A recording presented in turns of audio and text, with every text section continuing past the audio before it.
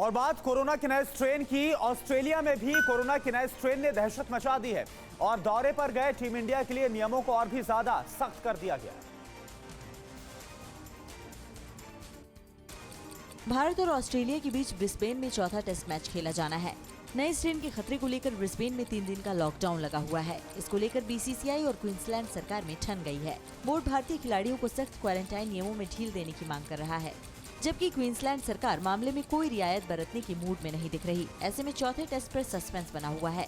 इससे पहले बोर्ड ने गुरुवार को ऑस्ट्रेलियाई क्रिकेट बोर्ड को चिट्ठी लिखकर 15 जनवरी से ब्रिस्बेन में होने वाले टेस्ट के लिए इंडियन प्लेयर्स को सख्त क्वारंटाइन नियमों में छूट देने की मांग की थी।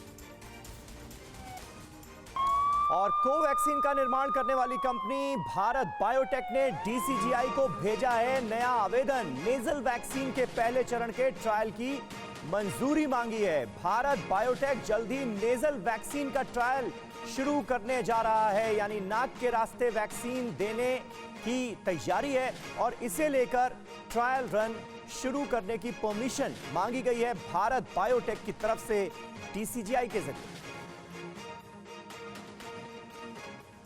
और ग्लोबल वार्मिंग का असर यूरोपीय संघ पर भी दिखने लगा है। ग्लोबल वार्मिंग की वजह से यूरोप का तापमान बढ़ गया है। ग्लोबल वार्मिंग का असर भारत और चीन में ही नहीं बल्कि पूरी दुनिया में दिखने लगा है। 2020 में यूरोप पर ग्लोबल वार्मिंग का असर सबसे ज्यादा दिख रहा है। यूरोपीय संघ की कोपरनिकस क्लाइमेट चेंज सर्विस ने कहा कि यूरोप में पिछले साल के तापमान में 0.4 डिग्री सेल्सियस की वृद्धि के साथ 2019 के तापमान के रिकॉर्ड को तोड़ दिया। विश्व में तापमान में वृद्धि ग्रीन हाउस गैसों के उत्सर्जन में वृद्धि की वजह से हो रही है, जिसमें सबसे प्रमुख कार्बन डाइऑक्साइड है।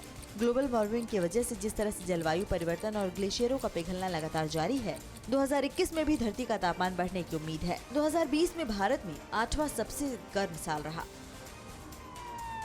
और इस बीच एक और बड़ी खबर आ रही है। भारत की कोरोना वैक्सीन डिप्लोमेसी। कई देशों को भारत वैक्सीन मुहैया कराएगा।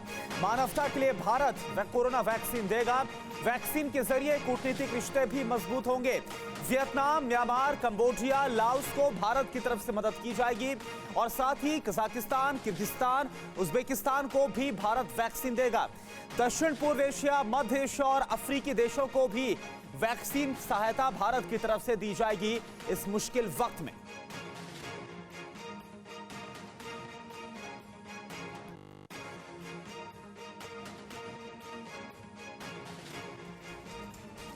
दिल्ली एनसीआर में शीतलहर का प्रकोप लगातार जारी है। पहाड़ों पर हो रही बर्फबारी ने दिल्ली का पारा गिरा दिया है। पूरे उत्तर भारत में शीतलहर का प्रकोप जारी है। पहाड़ों पर लगातार हो रही बर्फबारी और बारिश का सीधा असर दिल्ली पे भी पड़ रहा है।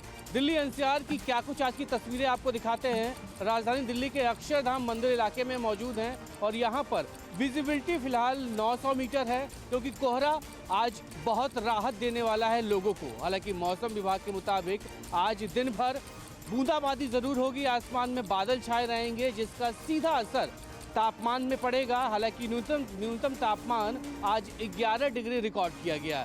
फिक्र आपकी, सोमवार से शुक्रवार रात 9 बजे सिर्फ TV9 भारतवर्ष पर।